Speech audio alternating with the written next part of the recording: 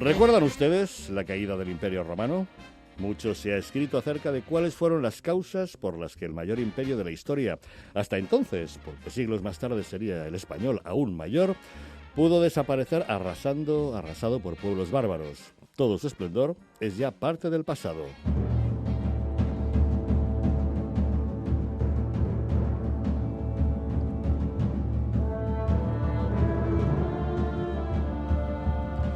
El Imperio Romano en su apogeo abarcaba desde el Océano Atlántico al oeste hasta las orillas del Mar Caspio y el Rojo al este, y desde el desierto del Sáhara al sur hasta las orillas del Rin y el Danubio al norte. Fueron tiempos de prosperidad sin precedentes, cuyo legado perdura hasta nuestros días en forma de herencia cultural, arquitectónica, artística, lingüística, literaria, legal y tecnológica. ¿Cómo es posible que tal esplendor pudiera desaparecer, borrado del mapa toda una civilización?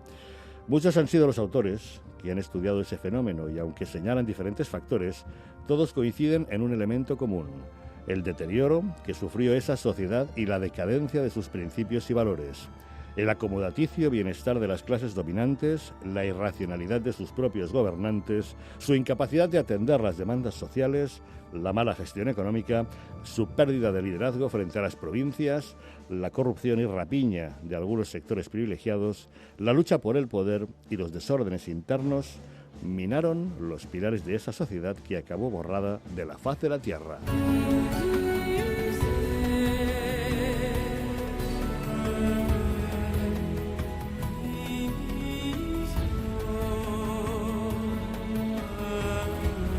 ¿Podría suceder algo similar con nuestra actual civilización occidental? Vivimos tiempos en los que se ha desatado una guerra cultural. Por un lado, están los que quieren imponer el pensamiento único y prohibir lo que les incomoda. Los que hablan de tolerancia, pero no toleran opiniones contrarias. Que promueven la lucha de clases, de sexos, de religiones o de culturas. Los que quieren un Estado todopoderoso, que administre nuestro dinero, nos controle como el gran hermano y pueda decidir sobre nuestras vidas y hábitos. Frente a eso, están los que prefieren la libertad, poder opinar sin cortapisas, defender sus ideas, respetar a otros, aunque no opinen igual, tener una sociedad plural y administrar a su modo los bienes ganados con su esfuerzo. Son dos maneras bien diferentes de entender la sociedad. ¿Realmente se ha desatado esa guerra de ideas? Alex Rosal cree que sí. Él es el autor de un libro que lleva por título Despierta y combate a los bárbaros que arruinan tu vida. Se trata de una obra editada por Libros Libres que nos invita a una profunda reflexión. Don Alex Rosal, muy buenos días. Muy buenos días, Javier. ¿Realmente se ha desatado una confrontación entre estos dos modelos antagónicos de entender la sociedad?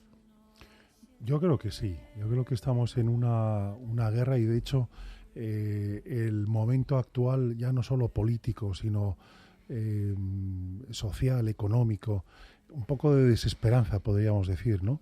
Hay una buena parte de nuestro país, de España, que se siente impotente ante lo que se nos viene encima, ¿no? Que da la sensación de que estamos ante un cierto precipicio vital, ¿no? Y esa desesperanza es fruto, y es ese precipicio al que nos están abocando desde el poder político, pero también desde otro tipo de ámbitos, es fruto de décadas de esa guerra cultural que comento en el libro, ¿no? De cómo durante décadas los bárbaros han ido ganando diferentes batallas en diferentes ámbitos y ha llegado un momento, justamente por falta de la gente con cordura, con sentido común, podríamos decir la gente buena que está dispuesta a vivir de una determinada manera, ¿no? Con un estilo de vida, con una cosmovisión determinada, con esa sociedad abierta que tú comentabas al principio en la introducción, ¿no? Y que no está dispuesta a admitir esas políticas de pensamiento único y de control y de, pues, desgraciadamente, esa parte de gente con sentido común, con cordura, gente buena, pues la estamos perdiendo. Y la estamos perdiendo porque no estamos presentándonos a dar justamente el combate en el partido, ¿no? Uh-huh. Vayamos por partes. Al igual que los bárbaros arrasaron con el Imperio Romano, usted denomina bárbaros a aquellos ideólogos del pensamiento único que nos quieren imponer sus ideas. ¿Quiénes son? Bueno, los bárbaros son, podríamos decir, los nuevos totalitarios que nos quieren hacer como semisclavos, ¿no? Y esos nuevos totalitarios no son gente que actúa de forma brutal. Es decir, durante muchos años hemos estado debatiendo cómo sería el nuevo totalitarismo del siglo XXI. Si sería el totalitarismo al estilo nazi o soviético, de represión física, de cárcel, de campo de concentración, de brutalidad, podríamos decir, un poco al estilo de Orwell, ¿no?, de la novela 1984, o si sería otro tipo de totalitarismo al estilo de Huxley con El mundo feliz, ¿no?, en donde esa dominación es más sutil, más astuta, donde no hay una dominación física, hay una dominación de las mentes y las actitudes de la gente, pero esa dominación se ejerce de otra manera. Si bien Orwell hablaba de que esa dominación se ejercía con la bota en la cara, Huxley habla de que la nueva totalitarismo, que es lo que estamos viendo ahora mismo, se iba a ejercer fundamentalmente con dos herramientas. La primera, la dictadura de la atención, la dictadura de la permanente distracción. Es decir, tener al pueblo completamente distraído en las memes, en los vídeos cortos, en el WhatsApp, en las aplicaciones, en los jueguecitos, en la televisión, etcétera, etcétera. Una distracción permanente que hace que, aunque veamos las orejas al lobo y nos podamos quejar y criticar y hacer algún gesto de rebelión, sin embargo, esa dictadura de la distracción hace que estés completamente agotado. Eso por una parte. Y luego, por otra parte, está la herramienta del pánico, del miedo, de cómo desde el poder continuamente nos están creando condiciones para alarmarnos de situaciones en donde al final actuamos como ovejitas pidiendo al poder que nos salve de ese horror que se nos viene encima y que estamos muertos de miedo, ¿no? Bueno, de estas dos maneras es como realmente yo creo que el nuevo totalitarismo, esos bárbaros del siglo XXI, es como nos están controlando. Respecto al miedo, actualmente ya tenemos alguna pista. En estos momentos existen corrientes apocalípticas que enarbolan el cambio climático para forzar a la sociedad a no explotar los recursos naturales, no comer carne, alimentarse de insectos, beber agua reciclada de excrementos, no utilizar el coche ni el avión. ¿Realmente tiene lógica todo eso? Pero fíjate, Javier, que ya en los años 70 empezó los nuevos apocalípticos, ¿no? O los nuevos profetas de calamidades, ¿no?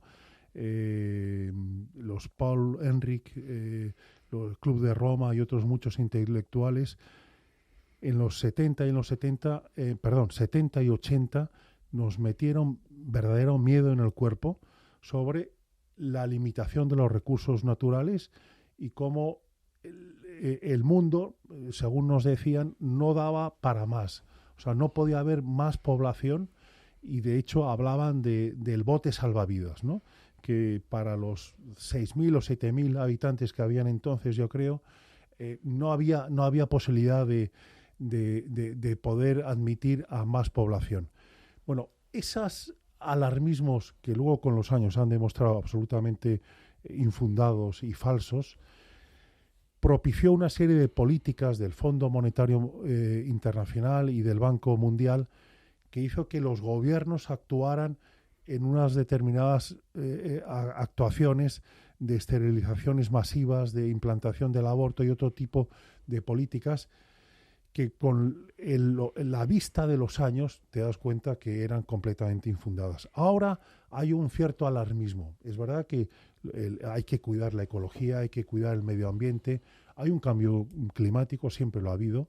No sabemos hasta qué punto, porque no hay un consenso científico, ese cambio climático es tan brutal como nos dicen. Ahora mismo hay muchos grupos ecologistas que nos dan, grupos ecologistas y políticos de envergadura, que nos dicen que en 10 años va a terminar el mundo tal como lo conocemos. Vamos a una sexta extinción de la humanidad. Bueno, ante todo eso yo creo que hay que poner un poco de cordura y hay que decir que, bueno, hay que cuidar el medio ambiente, hay que buscar políticas adecuadas para no contaminar, pero ese alarmismo absurdo está completamente fuera de sí y hay que poner un poco de freno, ¿no? Un alarmismo que ha ido desmintiendo con el paso de los años. En el siglo XVIII, Malthus desató ese alarmismo con el vaticinio de que el exceso de habitantes destruiría el mundo por falta de alimentos, por los que había que reducir la población. El tiempo desmintió sus teorías. En 1970, el ecologista Kenneth Watt vaticinó que si la tendencia se mantenía, el mundo se habría enfriado 4 grados en 1990 y 11 grados en el 2000. Ha pasado medio siglo y eso no ha ocurrido. ¿Por qué siguen insistiendo en esas teorías alarmistas y catastrofistas cuando el tiempo va demostrando que no son ciertas? Bueno, para crear ese pánico, ¿no? Para crear ese miedo y tener a la población bien controlada, ¿no? El miedo es un elemento que paraliza a la persona y a la sociedad. Y por lo tanto, para los bárbaros que están en el poder político, pero también mediático, intelectual, cultural, es un elemento ideal para la dominación de esas poblaciones, ¿no? Por eso que una de las acciones que tenemos que hacer, lo que yo llamo los guardianes, que son los que se contraponen a los bárbaros, es justamente desvelar y desenmascarar a esos apocalípticos, a esos alarmistas, a esos profetas de calamidades que realmente yerran en sus vaticinios y que realmente sus políticas o sus miedos hay que frenarlos porque si no nos llevan a un cierto caos. Lo malo es que esas corrientes no se limitan solamente al aspecto medioambiental, también pretenden meterse en nuestra vida más privada. Por ejemplo, que a los hijos les eduque el Estado. Bueno, claro, eso es una dinámica marxista, ¿no? Cuando a la ministra, creo que era Carmen Calva, le preguntaron, no, la ministra de Educación, Celaá, le preguntaron sobre, ella decía que los hijos no son de los padres, porque ella tenía esa filosofía marxista de que el Estado es el propietario de todo, la propiedad privada también, pero también de los hijos. Y por lo tanto es el Estado, los políticos, los que tienen derecho a tener el control ideológico y el control de educación de los propios hijos. Y de alguna manera esa filosofía marxista que está imbuida en los planes de educación y en los ministerios de educación de buena parte del mundo, es lo que nos lleva a que los padres, lógicamente, no tenemos verdadera libertad para educar como queremos a nuestros hijos y también en el aspecto de la educación pública. Nos acompaña Alex Rosal, es el autor del libro que lleva por título Despierta y combate a los bárbaros que arruinan tu vida. Con él vamos a hablar, después de una pequeña pausa, de un modelo de sociedad, la intervencionista, que hasta pretende dictar el comportamiento sexual de sus ciudadanos.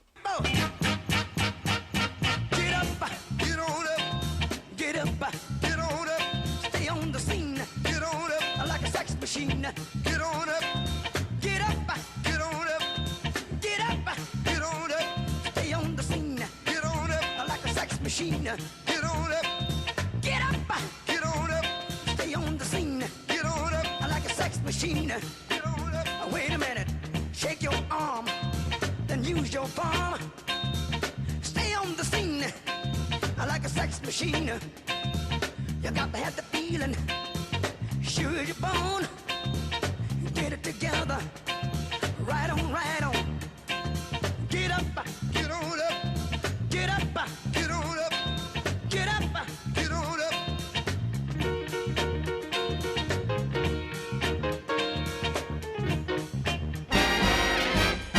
Hoy es el día con Javier Algarra en Onda Madrid.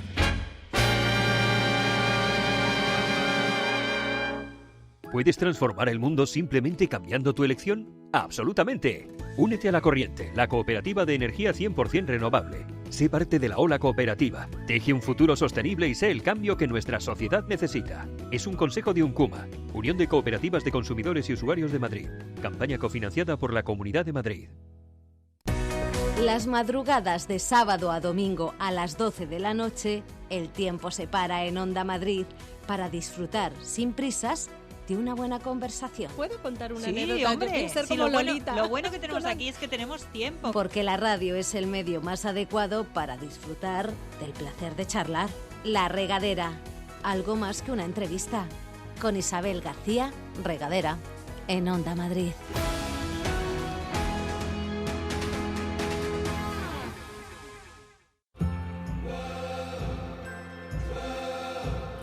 ¿Y si dedicamos el fin de semana para conocer mejor nuestra comunidad? Te proponemos un fin de semana diferente. Conociendo rincones únicos. Comiendo en los restaurantes más especiales. Descubriendo los productos con denominación de origen madrileña. Perdiéndonos en hoteles y casas rurales con encanto. Cada fin de semana te proponemos un viaje único.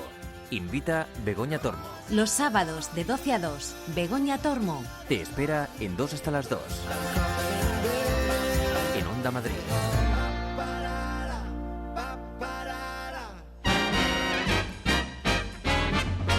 Hoy es el día con Javier Algarra en Onda Madrid.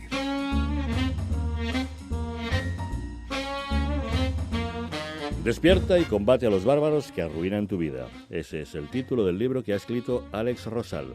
En él nos advierte de que estamos metidos en una guerra sin saberlo, una confrontación entre quienes quieren imponer un pensamiento único y enfrente los que defienden la libertad.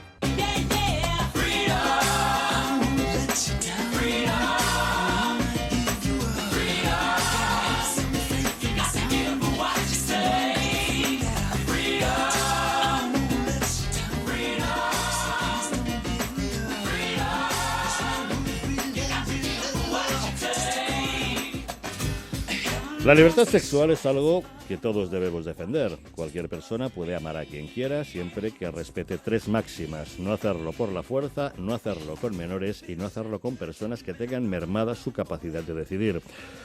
Si eso es así de simple, señor Rosal, ¿por qué las políticas de género inducen ahora a criminalizar la familia y a inventar nuevos géneros como polisexual, pansexual, poliamoroso, fluido, no binario, omnisexual o demisexual? Mira, yo creo que los que ahora mismo no solo nos gobiernan, sino que llevan la tensión o el cauce de la opinión pública, ¿no? Son los hijos o nietos de los intelectuales del mayo del 68 que hablaban de prohibido prohibir, ¿no? Y que ahora esos hijos y nietos nos lo están prohibiendo todo. O sea, ellos tienen una concepción de la vida absolutamente intolerante. Se ponen la etiqueta de tolerantes o de antifascistas, pero son lo más antitolerantes. ¿Por qué digo que son bárbaros? Porque quieren controlar absolutamente todos los resortes de nuestra vida y también lo más particular, como puede ser lo que tú hablabas de la parte sexual. Pero no solo eso, sino que además quieren inducir a que parte de la sociedad la podamos conducir a un determinado modelo de lo que ellos quieren o que ellos consideran como sociedad. Ellos de alguna manera no les gusta el modelo actual de familia, que al final es cómo se basa nuestra sociedad, de nuestras libertades, de libertad de expresión, de pensamiento, de movimiento. Y lo que quieren es de construir absolutamente ese modelo de sociedad, que es el que vivimos, es nuestro estilo de vida, por otro completamente diferente. Y para ello tienen que atomizar, fragmentar y destruir. Por eso que ya no les interesa que haya 2 sexos. Ahora tiene que haber 72 géneros. Ya no les interesa que haya una familia normal. Necesitan que se multipliquen el número de familias o de modelos de familia. Es decir, no están contentos ni a gusto con nuestro estilo de vida, que de alguna manera está basado en los pilares del cristianismo o de la filosofía judeocristiana, podríamos decir, ¿no? Y ante eso hay que destruirlo para volver a crear una nueva sociedad en la que nos prometen el paraíso, pero que realmente ahora estamos viendo que nos llevan al infierno y al precipicio. Hace algún tiempo, hasta hace no mucho, ministra de Igualdad hizo unas declaraciones defendiendo el derecho de los niños a mantener relaciones sexuales con adultos en caso de que ellos consintieran. ¿No podemos considerar que son un poco arriesgadas esas manifestaciones que hizo, que algunos tildaron incluso de ser una promoción de la pederastia? Bueno, con esas manifestaciones creo que la ministra de Igualdad medio se arrepintió o medio se... de aquella manera. Pero, mira, yo estoy convencido, un bárbaro, entre comillas, me decía que a ellos les había sorprendido de sobremanera la facilidad con que habían tenido aquí en España para colar la ley trans, ¿no?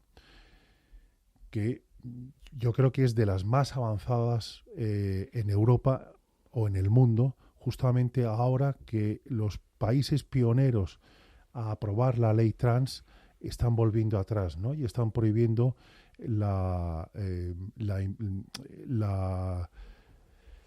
cambio de sexo en niños, porque ven que, bueno, cada vez hay más evidencias científicas que es algo que está todavía por plantear, que no hay un consenso científico y, por lo tanto, también contamos con cada vez mayor número de personas que han hecho esa transición de cambio de sexo y que han vuelto atrás y que realmente reconocen que su problema no era tanto que no se sentían a gusto en un cuerpo equivocado, sino que posiblemente fuera un problema de falta de madurez psicológica en la propia adolescencia o en la propia niñez.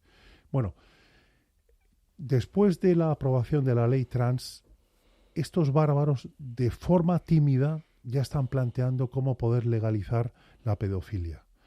En algunos países de Europa ya hay partidos políticos que abiertamente aprueban o favorecen o en su programa electoral llevan la pedofilia, y aquí en España, si nos fijamos, y también en otras partes del mundo, ya empieza el run de forma muy limitado, de forma muy discreto, pero posiblemente la siguiente batalla cultural que nos enfrentamos ahora mismo es justamente la aprobación de la pedofilia. De lo que no cabe duda es que estamos inmersos en toda una campaña de ingeniería social, ¿no? Algo pretenden hacer con nosotros, con nuestra sociedad. Hombre, completamente. Mira, si nos fijamos, Javier, hace 70 años era impensable, 70, 80 años, que nuestros abuelos pudieran plantearse la posibilidad de que legalmente un niño pudiera cambiarse de sexo. Y no solo eso, sino que ante la negativa de los padres, a los padres se les quitara la patria potestad. O la eutanasia, otro tipo de cuestiones que ya están aprobadas. Ahora viene la pedofilia. Es evidente que estamos en una gran ingeniería social. Ahí está la famosa ventana de Overton, ¿no? Que lo admiten ahora mismo todo. Y es por eso que ante este tipo de cambios radicales de nuestro modelo de sociedad, de nuestra manera de entender a la persona y a la dignidad y libertad de la persona, tenemos que empezar a despertar. Y hay una herramienta de esa ingeniería social que algunos no son conscientes del real peligro que supone, ¿no? Que es la nueva tecnología. Todos tenemos un teléfono móvil y él acaba convirtiéndose también en un elemento más que induce nuestra vida dentro de determinados parámetros, al margen de que estamos dejando huella digital por todas partes y pueden mantener un control absoluto sobre nuestras acciones, ¿no? Sí, bueno, en China ya lo han conseguido de alguna manera. Con el control social digital han logrado que la sociedad china de 1.400 millones de alguna manera esté dominada o controlada.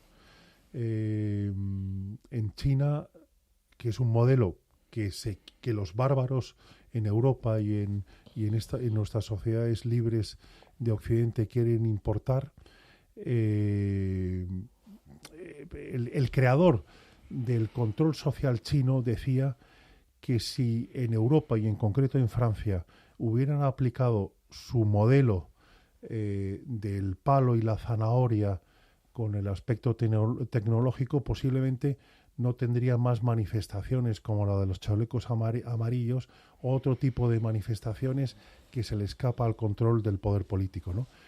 Eso, afortunadamente, en España, hoy por hoy, no tenemos esa tentación o ese problema, pero es evidente que si empezamos a exportar esos modelos que están funcionando en Asia, ya tendremos la dictadura perfecta. Estamos definiendo los elementos que amenazan nuestra libertad en esta sociedad que está intervenida por quienes pretenden cambiar nuestra forma de vida. Pero quedémonos con la parte positiva. ¿Qué es lo que podemos hacer para combatir a esos bárbaros que están arruinando nuestra vida?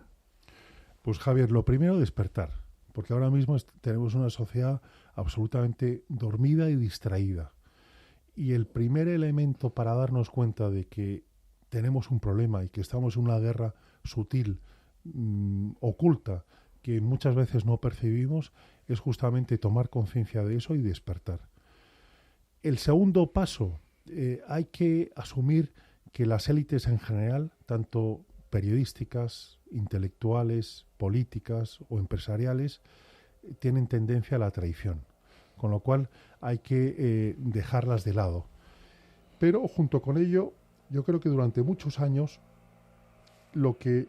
si hemos llegado a esta situación un poco de precipicio, de desesperanza colectiva, es porque hemos delegado nuestra responsabilidad en otros, sobre todo en los políticos. Hemos pensado que con votar cada 4 años ya justificábamos nuestro sentido de ciudadano bueno, ¿no? de ciudadano modelo. Y nos tenemos que dar cuenta que hay que votar, lógicamente, pero que el perder ese tipo de libertades o perder eso que ahora mismo no valoramos y que lo estamos perdiendo a marchas forzadas es un trabajo diario.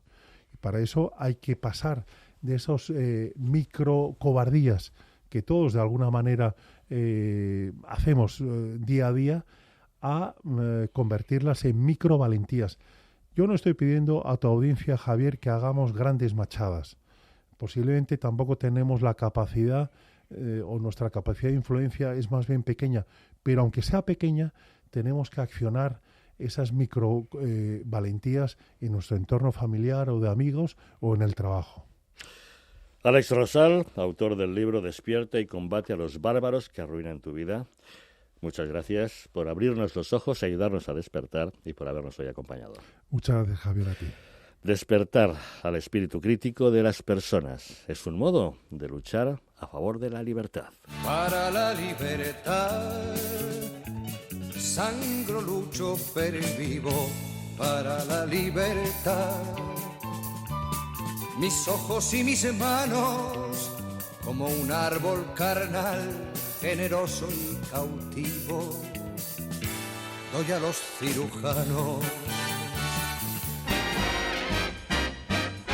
Hoy es el día con Javier Algarra.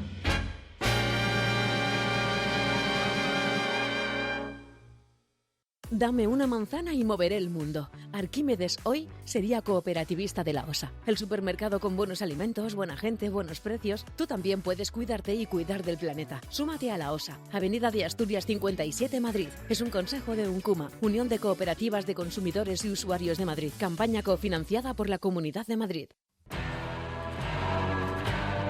¿Quieres conocer las historias más terroríficas de Madrid? OVNIs, lugares encantados. Las historias más extrañas de la Villa y Corte. Las madrugadas de sábado a domingo a la 1 tenemos una cita en Madrid Misterioso. Con Álvaro Martín. Onda Madrid.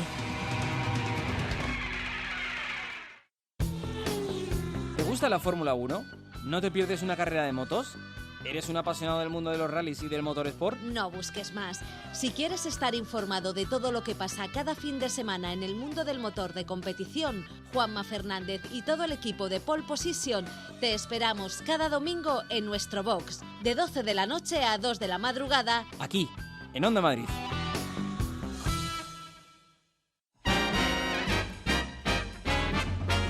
Hoy es el día con Javier Algarra en Onda Madrid.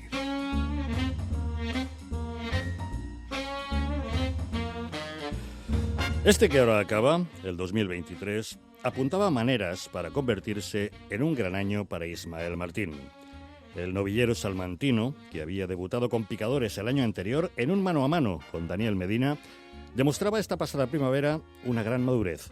templando bien con la muleta, viniéndose arriba con las banderillas y alzándose con el premio al mejor novillero en la fiesta de San Pedro Regalado, patrón de Valladolid y de los toreros. Y a las 5 con un clavo, cuando la puerta se abre y el arte pisa el armero, el clamor por los tendidos, torero, torero, torero. En verano triunfaba en el circuito de novilladas sin picadores de Castilla y León, tras rematar una gran faena en Medina del Campo. En puertas del otoño abría la puerta grande de la plaza que le vio crecer, en el centenario coso de la Glorieta en Salamanca, donde cortó 3 orejas, le vimos recibir a un morlaco de rodillas, gallear con el capote a la espalda y entusiasmar al público con grandes pares de banderillas. En la Plaza de Toros de los Molinos, en Madrid, sufrió una lesión en el hombro derecho que le mantuvo alejado de los ruedos durante unos días, perdiéndose importantes compromisos. Pero reapareció, solo 2 semanas después, en su debut en Las Ventas. Y fue una tarde amarga. El espada de Cantalpino, cuando intentaba descabellar a un correoso novillo de Guadaira, sufrió una luxación en ese hombro ya lesionado, de pronóstico reservado, que le obligó a pasar por el quirófano. Operado con éxito por el doctor Ignacio González en la Clínica de la Fraternidad de Madrid, y tras un mes con el brazo totalmente inmovilizado, está ya en plena rehabilitación. Está deseando volver a entrenar de cara a este 2024, donde su nombre será uno de los imprescindibles en los carteles, tras esa magistral temporada pasada que tan tristemente tuvo que cerrar.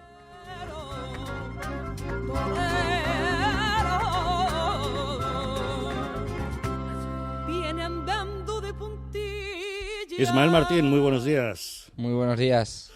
¿Cómo te encuentras? Bien, contento y un auténtico privilegiado por estar hoy aquí contigo. Bueno, ¿cómo va ese brazo derecho? Bueno, pues gracias a Dios va bien. Llevo apenas un mes de rehabilitación y la verdad es que voy bastante bien con la rehabilitación y contento y con ganas de ya ponerme delante de los animales. ¿Has recuperado bien la movilidad? Sí, gracias a Dios sí. Estoy en proceso de completarla 100%, pero prácticamente la tengo a total ya a día de hoy. ¿En qué consiste la rehabilitación? Pues consiste en que al principio me dan calor, me tienen con una lámpara de calor para luego poder movilizar el brazo al casi completo para ir cogiendo esa movilidad poco a poco para que el tendón se vuelva a dar de sí y pueda llegar a esa movilidad que quiero, ¿no? Para que luego no tenga limitaciones a la hora de torear. Bueno, esperemos que pronto haya movilidad absoluta. El 2023 estaba siendo para ti un paseo jalonado de orejas, puerta grande y triunfos. Debe ser frustrante, ¿no?, que una lesión como esta haya malogrado el final de tu primera temporada completa con caballos. Sí, bueno, ha sido un final amargo, ¿no? El cual me ha fastidiado un poquito porque ha sido una temporada en la que yo jamás me hubiera soñado torear este número de novilladas. Y como te decía que me sentía un privilegiado por estar hoy aquí, también me siento un privilegiado por haber toreado ese número de novilladas que hoy en día es tan complicado, ¿no? Y deseando ya coger los trastos. Así es. Olvidando ya ese aciago final que te llevó al quirófano, ¿cómo definirías tú tu pasada temporada? Bueno, pues mi pasada temporada es una temporada importante en la que he tenido fechas que he podido notar que el aficionado quiere verme y en otras que tengo que dar todavía mucho más de mí, ¿no? Para que el aficionado vea realmente que quiero seguir avanzando y evolucionando como torero. Uh-huh. ¿Tu momento más emotivo? ¿El triunfo en la Glorieta? ¿Pisar el albero de Las Ventas? Bueno, yo creo que siempre lo he dicho, ¿no? Que esta temporada ha habido tres plazas que creo que me han marcado mucho personalmente, que ha sido Sevilla, Valladolid y Salamanca sobre todo, ¿no? Han sido 3 tardes en las que he disfrutado toreando y en las que me he sentido yo mismo. Uh-huh.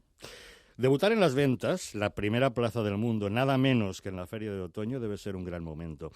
¿Eras consciente de que la lesión de tu hombro tan reciente podría darte problemas? Bueno, los médicos me lo dijeron, ¿no? Que podría pasar y así fue, ¿no? Que los médicos nunca nos engañan, ¿no?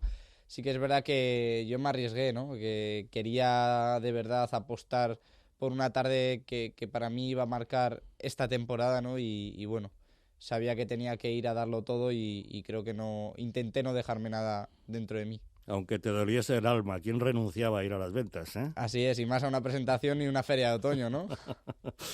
Cuéntame, ¿qué te llevó a ser torero? Bueno, pues la afición, ¿no? de la familia de mi padre creo que fue lo que más me han inculcado en casa, ¿no? Desde muy pequeñito mi abuelo y mi padre me llevaban a los toros y luego gracias a raíz de un primo que estuvo en la escuela taurina de Salamanca, conocí al maestro Juan José, a José Ignacio y a José Ramón, que fueron los que luego ya me hicieron entrar en la escuela y con 9 años empecé en este mundo tan complicado pero tan bonito a la vez. Y así fueron tus inicios en la escuela de Salamanca. Así es. ¿Qué es lo que empezaste a aprender ahí?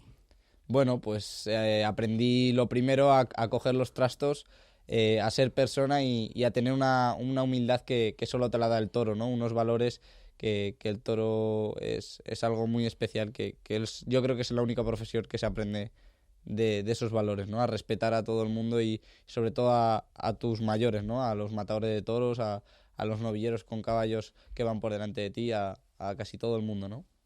La gente cree que un torero es simplemente el tipo que se pone delante de un bicho, pero es algo mucho más grande, ¿no? Es una formación humanista, es una manera de ser, una forma de vivir. Así es, ¿no? El toro te da la vida, ¿no? A mí, por lo menos, ahora mismo, a día de hoy, no me imagino nada que no sea relacionado con el mundo del toro, ¿no? Toda mi vida se envuelve en torno a este animal tan bonito, ¿no? Y ya lo has dicho, fue fundamental el apoyo de tus padres, ¿no? Sí, así es. Y eso que no te dejaron hacer la comunión vestido de corto. Así es, no me dejaron. El cura en aquel entonces no quiso que yo fuera vestido de corto, me hizo vestirme de marinero. ¿Qué dice tu hermana de tener un hermano torero? Bueno, mi hermana al principio lo llevaba algo peor, ¿no? Porque sí que es verdad que en mi casa con la que más he convivido cercanamente ha sido con mi hermana, ¿no? A la que le contaba todas mis cosas y todo. Entonces al principio era la que peor lo llevaba, ¿no? El que yo me pusiera delante de un toro y cuando me cogía, pues más aún, ¿no? Debe tener miedo cada vez que te vas a la plaza. Bueno, me imagino. Ella sí que le gusta ir a verme, ¿no? Igual que a mi madre. Es que eres todo un tío que se pone delante de un toro, pero sigues teniendo esa cara de niño que me imagino que te verá tu hermana y te dirá, ¿pero qué hace este chiquitín ahí delante? Sí, así es. Pero bueno, son cosas que hay que hacer, ¿verdad? Y además encomendándose a quien más te pueda proteger. La beata Eusebia Palomino, monja salesiana nacida en Cantalpino, en tu pueblo, ¿es a quien te encomiendas cada vez que te enfrentas a una faena? Sí, es una de ellas, ¿no? Desde muy pequeño he ido allí a rezarle y a la única que teníamos en el pueblo que mi familia de parte paterna siempre me la ha inculcado, ¿no? Pero también me gusta mucho la del Rocío, ¿no? Uh-huh. La Virgen del Rocío. Cuéntame, ¿cómo definirías tu manera de torear? Bueno, yo esa parte se la dejo más al aficionado, ¿no? Siempre lo digo, pero siempre me gusta torear muy puro o lo más puro posible, con el trazo del muletazo más largo posible también. Uh-huh. ¿Cómo es posible que un torero que maneja la muleta y el capote, a la hora de coger las banderillas, pueda venirse arriba como te vienes tú? Bueno, yo creo que tiene que ser algo que le salga a uno de dentro, ¿no? Que se sienta puede hacer eso y capaz de ponerse delante de un animal poniendo banderillas. Creo que tiene que salir de uno mismo y a mí desde muy pequeño creo que me lo inculcaron en la escuela y empecé a cogerle gusto a las banderillas y hasta el día de hoy no pienso en dejarlas, ¿no? Pero son técnicas muy diferentes, no es lo mismo torear que banderillear, ¿no? No, para mí son cosas relacionadas pero distintas a la vez, ¿no? Para mí lo que quiero intentar buscar en mi tauromaquia es tener esa espectacularidad de poner banderillas y animar a la gente que para eso es una corrida de toros y es un espectáculo y pagan una entrada, ¿no? Yo quiero dar ese espectáculo con las banderillas, pero también quiero ser un torero serio en la muleta y en el capote. ¿Y te sientes serio en la muleta y el capote? ¿Sientes que el público te respeta cuando estás en plena faena? Sí, habitualmente sí, lo siento, ¿no? Y creo y quiero que se me valore así, ¿no? Que se me valore también por mi actuación, por la muleta y por el capote. ¿Quiénes son las grandes figuras en las que te inspiras? Bueno, me he fijado en muchísimas figuras del toreo, ¿no? Tanto antiguas como actuales, ¿no? Me ha gustado mucho fijarme en figuras como Manolete, Bienvenida, un poquito más modernas, Manzanares Padre, Curro Romero. Hace poco he visto un documental y me ha encantado, la verdad. También José Tomás, Morante La Puebla. Me he intentado fijar en muchos toreros para luego ir cogiendo cositas de cada uno y acoplarlo a mi personalidad y a mi toreo, ¿no? La verdad es que estamos viviendo un buen momento, ¿no? Tenemos grandes figuras del toreo. Sí, hoy en día yo creo que está viendo un auge, está viviendo la tauromaquia un auge de figuras del toreo en las que son espectacularmente, no sé, todas, a mí todas a día de hoy me gustan, ¿no? Y creo que todas tienen las oportunidades y el respeto que se merecen. ¿Qué te parecen esas corrientes animalistas, pretendidamente medioambientalistas, que están en contra de la fiesta nacional? Bueno, yo lo he dicho siempre en mi familia, ¿no? Que siempre también hay algún antitaurino o algún animalista, ¿no? Que a mí con que me respeten yo jamás me voy a meter con ellos, ¿no? Creo que lo bonito de esto es que no pensemos todos igual y creo que es muy difícil poner a todo el mundo de acuerdo, ¿no? Entonces yo creo que con el respeto y el poder convivir con ellos, yo me conformaría. Tú lo has dicho, respeto, en eso debería basarse todo. Quien no quiera que no vaya, pero que dejen tranquilos a los aficionados, ¿no? Así es, así es. ¿Te has dado cuenta de que en los últimos tiempos cada vez hay más gente joven en los tendidos? Sí, me he dado cuenta. ¿A qué crees que se debe? Creo que también a la juventud tan temprana a las que hay figuras del toreo hoy en día, ¿no? Creo que Rocarrey ha sido uno de los que más ha involucrado en la juventud, en los que más ha calcado a mayores. También a día de hoy el torero que gusta mucho es el torero de arte, ¿no? Juan Ortega, Pablo Aguado, Morante. Entonces también involucra un poco toda esa juventud que creo que a lo mejor estaba algo escondida hace unos años y que ahora está saliendo. ¿Cómo consigue un hombre en la intimidad, mientras se viste antes de salir, templarse lo suficiente como para pisar el albero, ponerse delante del bicho y tratar de hacer arte en una situación tan complicada? ¿Cómo se concentra uno para conseguir eso? Bueno, yo lo intento disfrutar, ¿no? A la hora de vestirme doy gracias siempre a estar ahí presente a la hora de vestirme y poderme enfundar el traje de luces, ¿no? El momento a lo mejor que más nervios paso es justo cuando estoy en el patio cuadrillas, ¿no? Que ya estoy un pelín antes o incluso más que en el patio cuadrillas el día antes, ¿no? Es el momento que más nervios paso por la fecha del día siguiente, ¿no? Y cuando se abre la puerta de Chiqueros y sale el animal, ¿qué es lo primero que miras? ¿En qué te fijas de él? Bueno, me intento fijar lo que me enseñó mi maestro José Ignacio Sánchez, ¿no? En cómo rematar los burladeros, en cómo galopa y la manera que tiene de llegar a los burladeros, ¿no? Yo creo que una de las maneras que si lo veo rematar abajo, pues no es lo mismo que si topa arriba, ¿no? Es lo que me intento fijar cada vez que sale un animal. Entonces te metes en faena, empiezas a tomar las distancias y a partir de ese momento, ¿qué pasa por tu cabeza? ¿Cuándo te das cuenta de este toro podré arrancar una buena faena o no podré? Bueno, yo creo que yo mismo, ahora mismo no sé en qué momento me di cuenta, ¿no? Es una cosa que intento que me salga natural y que me salga en ese momento. Yo, de la faena de Salamanca, yo no sé en qué momento, por ejemplo, que ha sido la última y más reciente, que tengo que disfrutar más, pues en esa faena yo no me acuerdo en qué momento exacto tuve ese auge de decir, joder, esto está yendo para adelante, ¿no?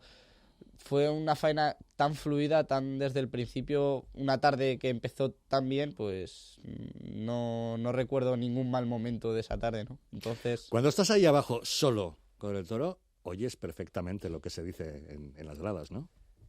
Lo oyes cuando no estás disfrutando del todo, ¿no? Cuando estás disfrutando, yo creo que hay una burbuja alrededor de ti y el toro que te olvidas del público, te olvidas de tu gente, te olvidas de todo y te concentras solo en disfrutar y en seguir toreando porque lo que te está llenando y haciendo felices en ese momento es eso, ¿no? Pero si está cuajando, oyes las ovaciones. Hombre, eso también, cuando sales de la cara del animal y miras al público lo ves, ¿no? Ves esa alegría y cómo aplaude la gente. Y eso te hace venir arriba. Sí, te hace sentir valorado y muy contento. ¿Estás satisfecho con tu manera de torear actualmente? Actualmente sí, pero me gustaría seguir mejorando y seguir trabajando en mi técnica y en mi toreo para seguir evolucionando, ¿no? Que creo que es fundamental en este mundo. ¿Qué parte hay de técnica, de conocimiento aprendido y de arte? Una cuestión innata que uno saca cuando está en plena faena. Bueno, yo siempre he escuchado que el arte, si no se trabaja, no acaba siendo nada, ¿no? Entonces soy más del de trabajar todos los días para que ese arte acaba saliendo, ¿no?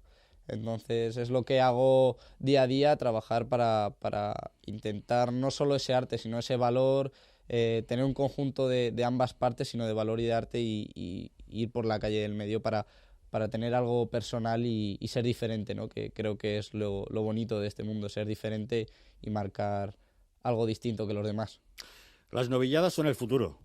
Si no hay novilladas, no hay novilleros que se convertirán en matadores.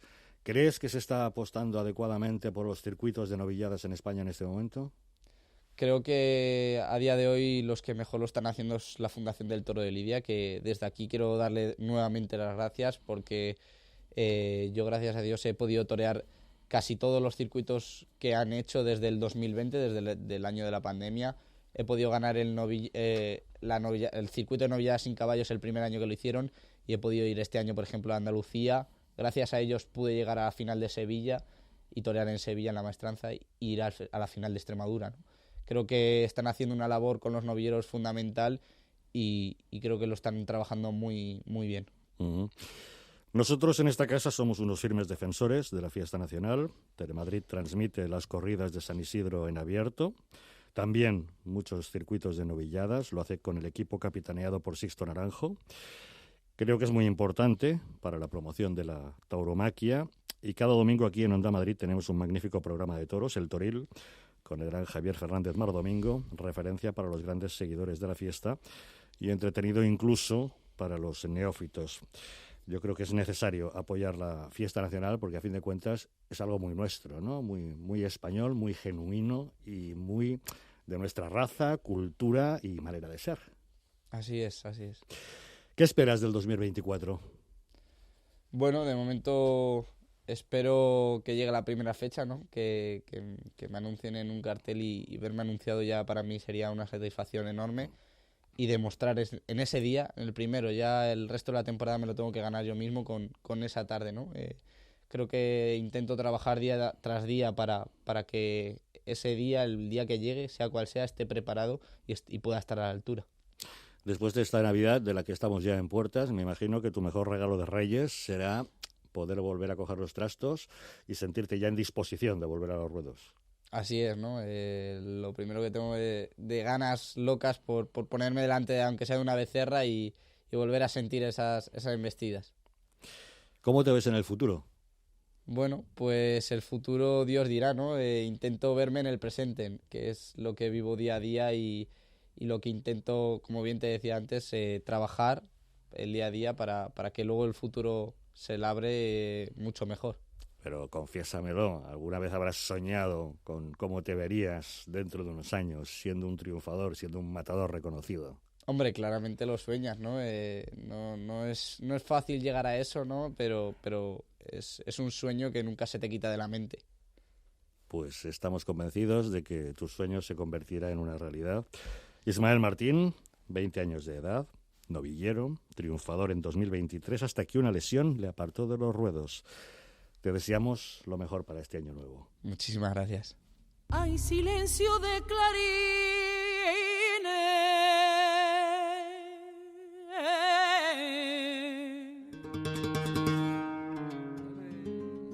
llena el aire un volapié,